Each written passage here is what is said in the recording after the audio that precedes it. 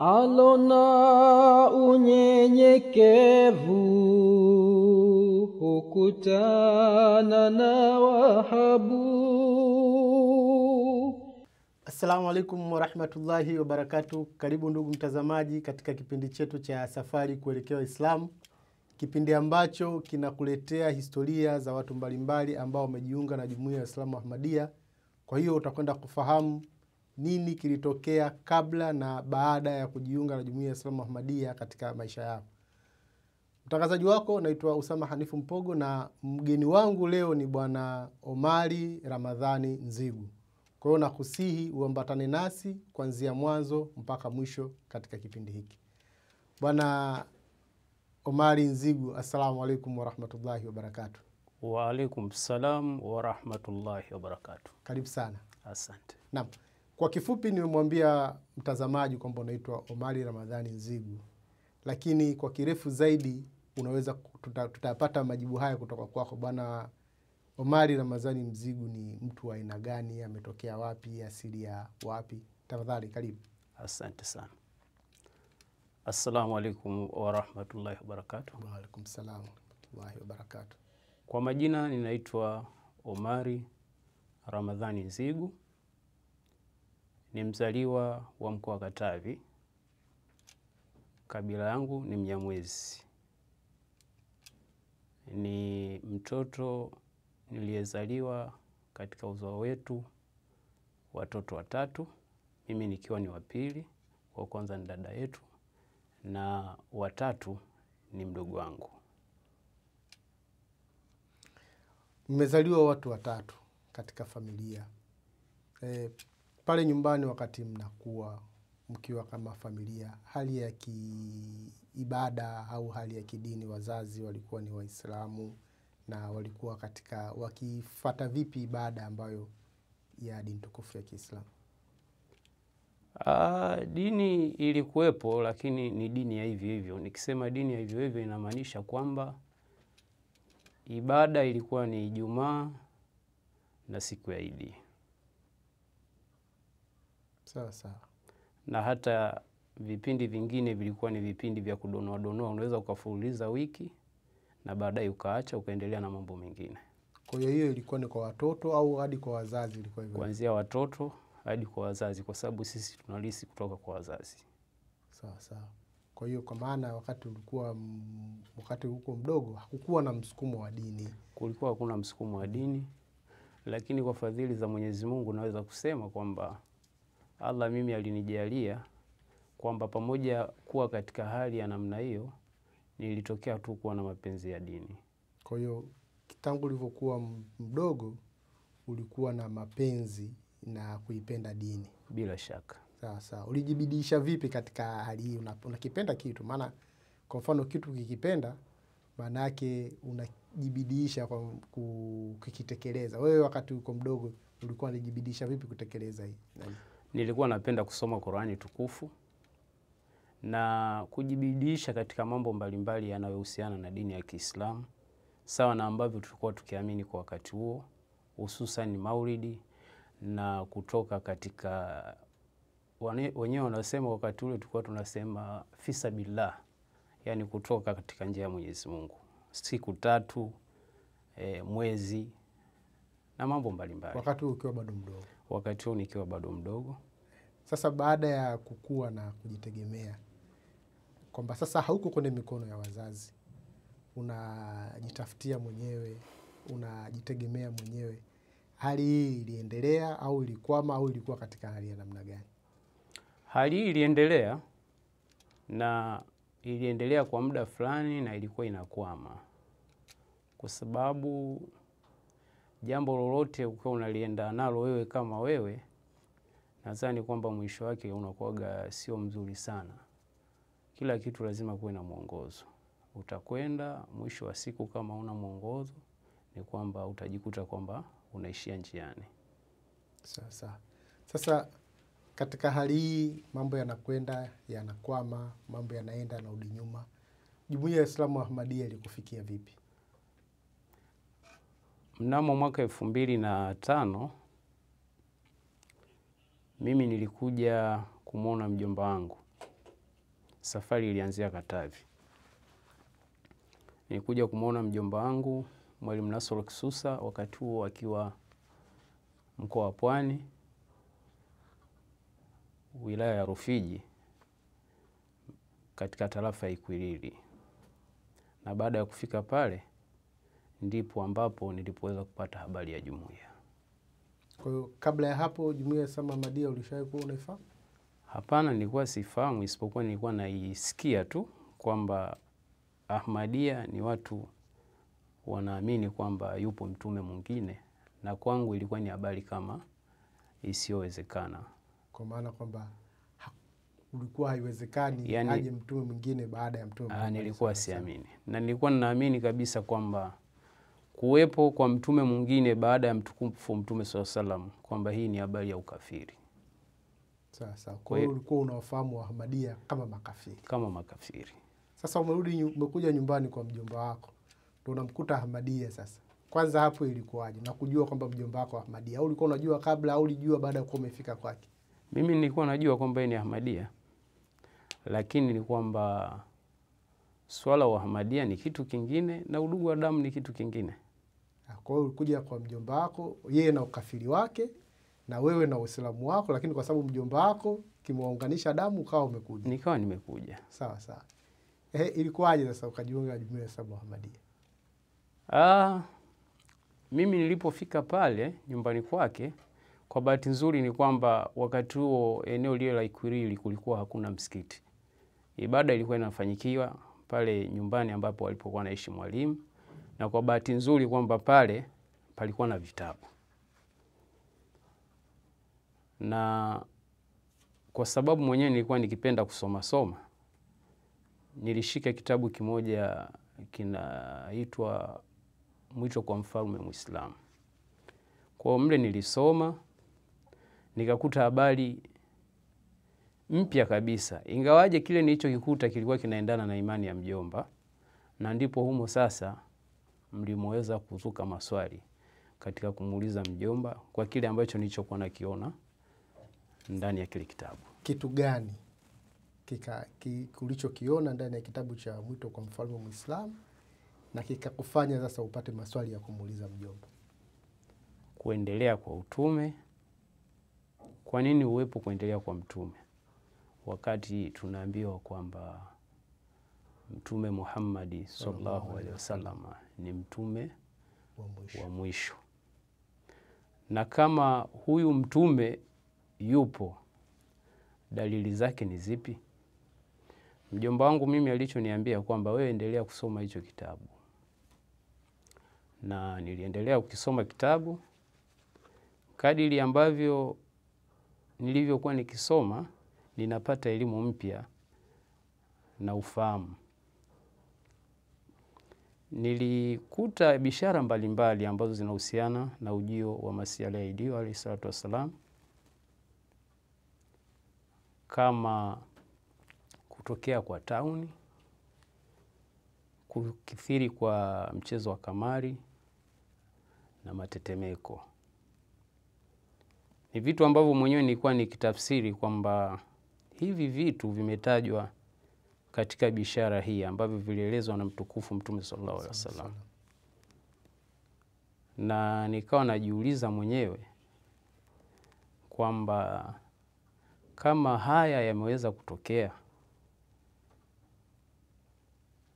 bila shaka kwamba ni wakati sahihi wa kumtafuta Masihi aliyeahidiwa ni nani. Kwa hiyo vitu hivi kwa maana kwamba matetemeko ya ardhi, kukithiri kwa kamari, ulikuwa unavijua kwamba vilitabiriwa na Mtume Muhammad sallallahu alaihi wasallam? Nilikuwa sivifahamu kabla ya kusoma kile kitabu. Ulikuwa baada ya kusoma vile ndio ukafahamu kwamba haya Mtume Muhammad sallallahu alaihi wasallam alishasema. Na haya ndio atakuwa bishara ya ujaji wa Masihi aliyeahidiwa, kama alama ya uthibitisho wa ujio wa Masihi aliyeahidiwa. Sawa sawa. Kwa hiyo katika hilo ni kwamba ninamshukuru Allah kwamba sikuwa na maswali mengi sana ya kumuuliza mjomba. Ni kwamba bahati nzuri kwamba mimi mwenyewe nilikuwa nikisoma nilikuwa napata majibu mwenyewe. Kwa hiyo nilikuwa ninamuuliza maswali machache sana ambayo kimsingi pale ambapo unataka aniongezee zaidi pale ulipokuona kwamba unatatizika zaidi. Ndio. Sawa sawa. Unakumbuka tukio sasa lilokufanya ukajaza baiati ilikuwaje hiyo siku? Tukio kubwa ambalo lilionifanya mimi nikajaza baiati katika zile siku ambazo ilikuwa ni kusoma vitabu vya Masiala ya Dio na kumuuliza mjomba wangu ambaye ni mwalimu, na mjomba wangu akinisisitiza kufanya maombi, ni kwamba safari moja nikiwa katika usingizi niliona mwezi, na niliona ni kitu ni cha kawaida kwa kweli. Niliona mwezi na mvua ikiwa inanyesha, na baada ya usingizi nilimueleza mjomba wangu. Mjomba wangu akaniambia kwamba jua ni mtukufu Mtume sallallahu alaihi wasallam na mwezi ni Masiala ya Dio. Kwa hiyo sasa wewe hapo ujicheleweshe mwenyewe. Wewe tayari Mwenyezi Mungu alisha kupambanulia. Kwa hiyo ni juu yako wewe mwenyewe. Kaambia sawa. Kwa hiyo siku ile mimi sikujaza baiati. Nikasubiri kwamba kwa sababu ninaanza maisha mapya, nikasema kwamba mimi nitajaza baiati kwa sababu mimi nilizaliwa tarehe 15 mwezi wa 10 mwaka 83. Kwa hiyo nikasema itakapofika tarehe hiyo sawa na kumbukizi ya siku yako ya kuzaliwa, na ndio hapo mimi siku ambayo nitajaza baiati. Kwa maana uzaliwe upya kama nilivyozaliwa kutoka katika tumbo la mama yangu. Sawa sawa. Kwa hiyo ilivyofika tarehe 15 mwezi wa 10 mwaka 2006 ndipo mimi niliweza kujaza baiati. Sawa sawa. Ambayo inakuwa ni kumbukizi ya tarehe 15 mwezi wa 10 mwaka 1983. Sawa sawa. Umejaza baiati. Ukajiunga na Jumuiya ya Islamu Ahmadiyya. Upo kwa mjomba. Nyumbani taarifa na changamoto zozote baada ya kuwapa taarifa nyumbani kwamba umejiunga na Jumuiya ya Islamu Ahmadiyya, hakutokea na changamoto yoyote kwamba sasa wewe umefuata imani ya mjomba ambaye mwanzo huko ulikuwa unajua kwamba yeye ndio kafiri mkubwa? Mimi taarifa niliweza kuwapatia ndugu. Wapo watu ambao hawakufurahishwa na wapo watu ambao wao waliona ni jambo la kawaida kwa sababu wao kwenye usuni hawajulikani. Kwa hiyo huwezi kumpinga mtu katika imani yake alichokiamini, wakati hata ile imani wewe ambayo unayoiamini huwezi kuishika sawa sawa. Hujaishika sawa sawa. Kwa hiyo wale watu ambao walioleta pingamizi, kimsingi mimi sikuweza kuwajali. Wakati wao wananijadili mimi nafanya mambo yangu. Kwa sababu nilishakuwa na akili yangu timamu, nina maamuzi yangu, nina utashi wa kufanya lolote. Kwa hiyo wao waliendelea kunijadili, lakini mwisho wa siku ni kwamba tuliendelea kurudi tu na kushikamana kama familia. Sawa sawa. Ndio. Sasa mabadiliko gani ulipata baada ya kujiunga na Jumuiya ya Islamu Ahmadiyya? Kiroho, kimwili, mabadiliko gani umepata? Mabadiliko ni mengi. Kwa upande wa kiroho ni mabadiliko makubwa. Kwanza ni kumtegemea Mwenyezi Mungu na mawasiliano ya moja kwa moja na khalifa wa Mwenyezi Mungu. Nikisema mawasiliano ya moja kwa moja na khalifa wa Mwenyezi Mungu ni kuandika barua kwa kila mwezi. Na ninapoandika barua kwa kila mwezi ni kwamba bahati nzuri ni kwamba barua zote ninazokuwa naandika majibu nayapata, na kile ninacho kiandika na majibu ninayoyapata ndivyo ambavyo vinavyokuwa vile ambavyo nilivyokuwa nimeomba. Sasa mabadiliko ya kimwili?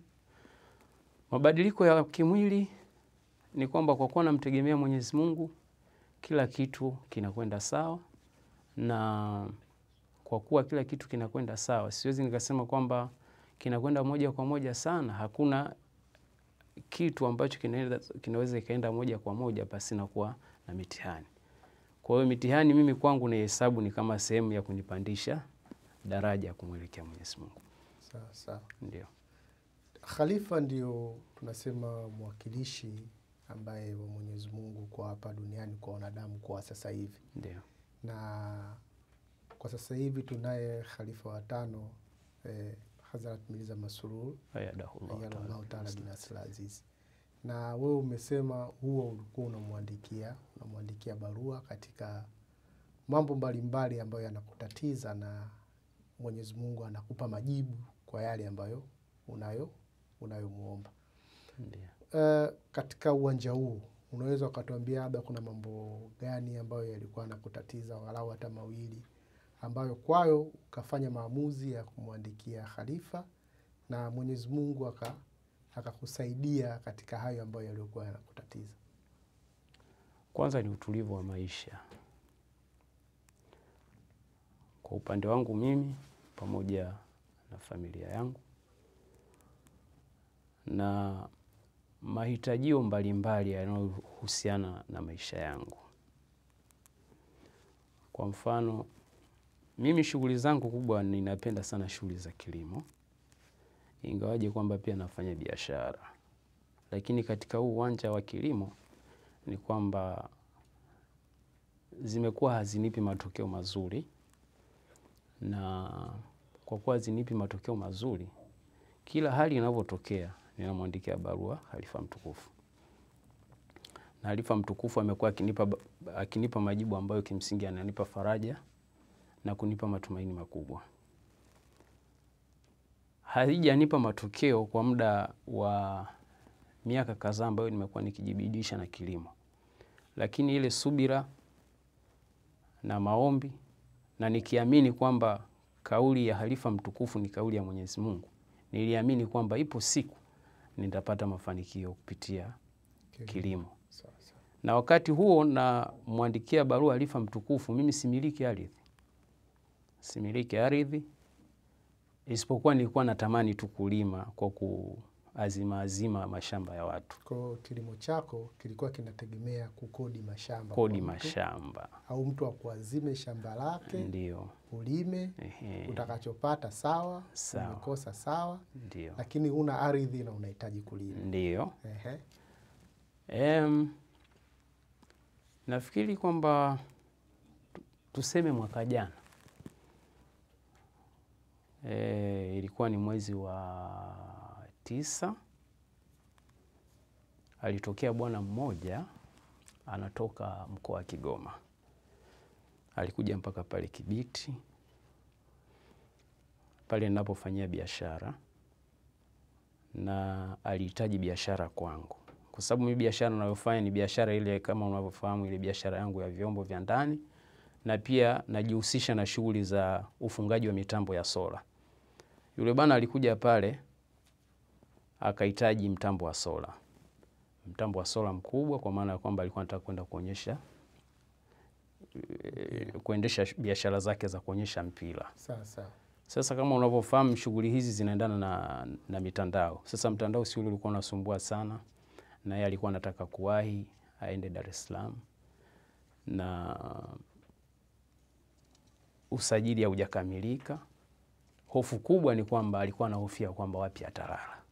Kwa hiyo mimi nikawa nimemwambia, kwa kuwa wewe uhitaji wako ni mtambo, mimi nitakukamilishia usajili huo, na kama shida kulala utalala nyumbani kwangu, bila ya kujali kwamba wewe umetoka wapi, na kuhesabu wewe kama sehemu ya msafiri. Kwa hiyo tukakamilisha usajili pale, ukakamilika kila kitu. Nikamchukua, nikamwambia mke wangu pale kwamba leo nitakuwa na mgeni, kwa kufanya maandalizi. Kweli na alhamdulillah mke wangu akafanya maandalizi, tukawa tumeelekea nyumbani, tukalala. Asubuhi nikamsindikiza mpaka stendi, akawa imeondoka. Akaja mpaka huku Dar es Salaam. Alipofika huku Dar es Salaam amechukua mahitaji. Lakini pale alipofikia ni kwamba ile hali aliyoikuta pale nyumbani ni kwamba aliathirika sana na ule ukarimu na kuwaeleza ndugu zake. Kwa hiyo akarudi mpaka pale. Siku ya pili alirudi nyumbani na akawa imeniambia, ndugu yangu, mimi nimetokea Kigoma nikiwa na malengo ya kilimo cha michikichi. Kwa hiyo sasa, kwa jinsi mambo ulionifanyia, na mimi sina cha kukulipa, Allah atakulipa, lakini na mimi hapa uliponifanyia, ngoja na mimi nikufanyie hiki. Nikamuuliza kwamba ni jambo gani ambalo unataka kunifanyia? Akaniambia, basi panda pikipiki twende shamba. Nikapanda pikipiki tukaenda shamba. Tulipofika kule shamba, akawaeleza wake zake, kwa sababu yule bwana ana wake wawili. Ndio. Na mama mkwe wake na mama yake mzazi. Wote wanakaa kama familia na watoto kama 12 hivi. Sawa sawa. Akawaeleza, jamani, huyu mtu mimi nimetokea tu kumpenda na nimeelewana naye sana kwa muda mfupi sana, hata sijajua kwamba jambo gani linataka kutokea. Akaanza kuwaelezea historia ya mimi na yeye kukutana. Pale pale ndugu zake wakasema, hapana, kwa hali aliyokufanyia huyu mtu ni mtu wa ajabu sana. Kwa hiyo unachotaka kumfanyia chochote, sisi tutakuwa pamoja na wewe. Basi sisi tukawa tumeongozana, tumetoka pale baada ya kueleza familia yake, tukaongozana yeye pamoja na wake zake wawili. Yeye yule bwana amechukua shamba zaidi ya hekari 100. Ndio. Kwa hiyo tumefika pale, akakata eneo nadhani lenye ukubwa wa hekari zaidi ya 20. Akakupatia. Akaniambia, bwana, hili eneo lote hili hapa ni la kwako, na kwa sababu ni eneo lako, mbegu mimi nimeandaa. Mche mmoja unauzwa shilingi 5,000. Mbegu nitakupa bure za michikichi. Nao wake zangu hawa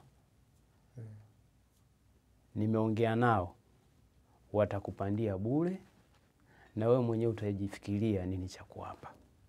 Sawa. Kwa hiyo kwa namna hii ukajikuta umepata shamba. Ndio. La hekari 20, ukapata miche. Ndio. Na watu wa kukupandia. Wa kunipandia, na mimi kwa shukurani yangu, baada ya wao kunifanyia ile kazi ya kuandalia shamba, mimi nilitoa shilingi 700,000. Kwa sababu uandazi wa ile shamba ni karibia milioni 3. Kwa hiyo mimi nilitoa kama shilingi 700,000 kama sehemu ya shukrani. Kwa hiyo inaonyesha kujibiwa maombi ambayo yaliyokuwa yanakutatiza. Bila shaka. Asante sana. Sasa tunakaribia kumaliza kipindi chetu. Ndio. Ushauri kwa watu ambao hawajajiunga na Jumuiya ya Islamu Ahmadiyya. Na kuna watu pengine ambao walikuwa wanafikiria kama wewe ulivyokuwa unafikiria mwanzo kwamba Ahmadiyya ni makafiri. Sasa wewe umejiunga na Jumuiya ya Islamu Ahmadiyya. Watu wa namna hii unawaambia nini? Mimi cha kuambia ni kwamba waache nadharia ile ya kufikiria kwamba Ahmadiyya ni makafiri. Cha msingi kwamba waache chuki na waingie ndani, waisome jumuiya, huku wakimwomba Mwenyezi Mungu. Bila shaka Mwenyezi Mungu atawaongoza. Kama ambavyo Masihi aliahidiwa alayhi salatu wassalamu anavyosema kwamba wale wenye mioyo safi ni kwamba kwa muda wa siku 21 hapa katikati Mwenyezi Mungu lazima ajibu maombi. Ila ukiwa na moyo mchafu Mwenyezi Mungu hawezi akakuongoza. Kwamba wale wenye mioyo safi ndani ya siku 21 Mwenyezi Mungu atawaongoza kujua ukweli wa Masihi aliahidiwa. Kama watafanya maombi ya kweli na kwa kumtegemea Mwenyezi Mungu, kutaka kujua ukweli wa Masihi aliahidiwa. Sawa. Sasa ukiwa kama mzazi umejiunga na Jumuiya ya Islamu Ahmadiyya, wewe pengine na mjomba wako ndio Ahmadiyya na watoto wa mjomba wako, lakini wewe unao watoto. Hawa watoto unawaimarisha vipi kuona kwamba kwenye ile imani ambayo ulikuwa nayo wewe, wao wanabaki na kuendelea kuishika na kuwa imara zaidi? Kwanza maombi. Hakuna mzazi yoyote ambaye anapenda mtoto wake aende tofauti na ambavyo yeye anataka. Mzazi unaweza ukafanya juhudi ya kila aina, lakini mtoto akaenda tofauti. Ila kwa msaada wa Mwenyezi Mungu, kama tutamtegemea Mwenyezi Mungu, ni kwamba Mwenyezi Mungu atatusaidia na watoto wetu watakaa kwenye njia iliyonyooka, ingawaje sio lazima iwe hivyo. Ila sisi tutekeleze wajibu wetu. Na ndicho ambacho mimi nachokifanya, kwamba najitahidi kuwaelekeza ama kuishape familia yangu, kuiongoza familia yangu vile ambavyo jamaati sawa na nidhamu ya jamaati ambavyo inavyohitaji. Namshukuru Mwenyezi Mungu, nimeoa mwanamke wa kijamaati ambaye nimeweza kupata familia ya watoto 3. Kabla ya hapo nilioa mwanamke mwingine ambaye nilipata naye mtoto mmoja, naye pia alikuwa ni Ahmadiyya. Nilipata naye mtoto mmoja. Kiujumla wake watoto wangu wote wametokana na familia ya Ahmadiyya. Kwa hiyo tunajitahidi kadiri ya hali kuhakikisha kwamba ile misingi na nidhamu ambayo imeweka na jamaati tunaweza kuwaelekeza, na inshallah Mwenyezi Mungu anaweza akatusaidia. Amin. Asante sana Bwana Omari Nzigu kwa muda wako. Asante sana kwa kuwa nasi katika kipindi chetu hichi cha leo, na pia tunasema asante sana kwa kuweza kukubali kutuelezea historia yako kabla na baada ya kujiunga na Jumuiya ya Waislamu Ahmadiyya. Kwa niaba ya timu nzima sisi tunakushukuru na tunakukaribisha tena wakati mwingine panapo majaliwa. Ndugu mtazamaji, nilikuwa na Bwana Omari Nzigu ambaye ndani ya dakika zisizopungua 30 ameweza kutueleza historia ya maisha yake na namna gani ameweza kujiunga na Jumuiya ya Waislamu Ahmadiyya, na nadhani utakuwa umepata faida katika maelezo yake. Na nami mtangazaji wako Osama Hanifu Mpogo, kwa kufikia hapa sina la ziada ila kukuambia tu kwamba endelea kutufuatilia na endelea kubaki katika chaneli yako. Assalamu alaikum warahmatullahi wabarakatuh. Wa alaikum salam warahmatullahi wabarakatuh.